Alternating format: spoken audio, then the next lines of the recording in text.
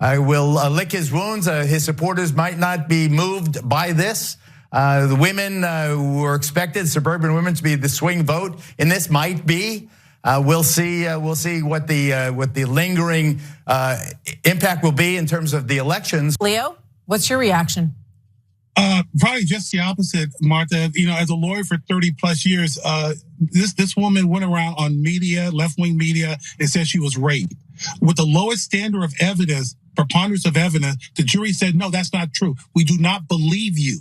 That's a major concession, and she lost on her biggest claim, the rape charge. She lost with the preponderance of evidence, lowest standard.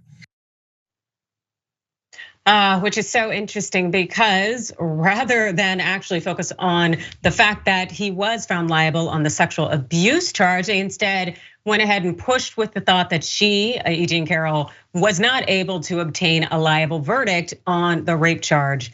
The thing is, we all know that the reason for that is because she testified that she wasn't sure whether Donald Trump had inserted his member in her after putting his fingers in her, which actually just might say that his member wasn't anything necessarily larger than his fingers, if so the case.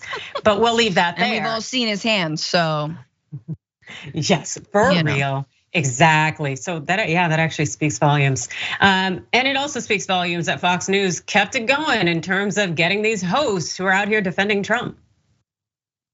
I would submit to you, Martha, that Trump supporters are looking at this case as another witch hunt.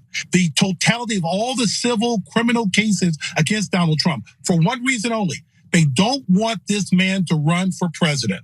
They don't want him to run. And I would submit to you that all this does is enhance his chances of winning in 2024. Trump is going to appeal this case, Martha. And I'll tell you right now, it's going to be resolved. But if anyone honestly believes this is going to stop President Trump from running for office, you're wrong. If anyone honestly believes that President Trump is going to take a dip in the polls, you're wrong.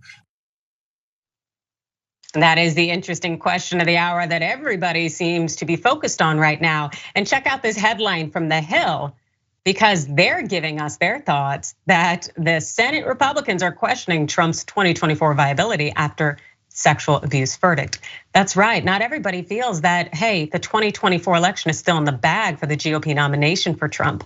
And if they at least ask Senator Mitt Romney, well, he'd let you know that there's no hope for 2024, nor should there be for Donald Trump.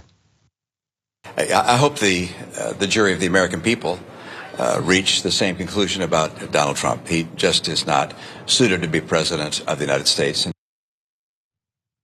It's a wise man right there. And Republican senators like Bill Cassidy, the Republican out of Louisiana, who I do not care for.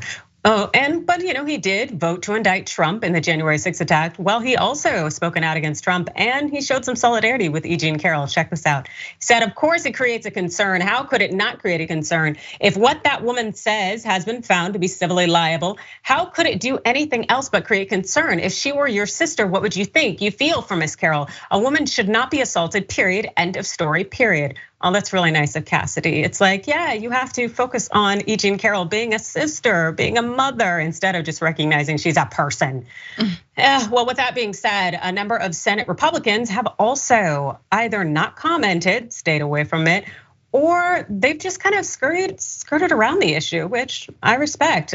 Senator Josh Hawley, Republican out of Missouri, said that he still believes the ex-president will be the GOP presidential nominee, and added that Trump being found liable for sexual abuse will make the general election interesting.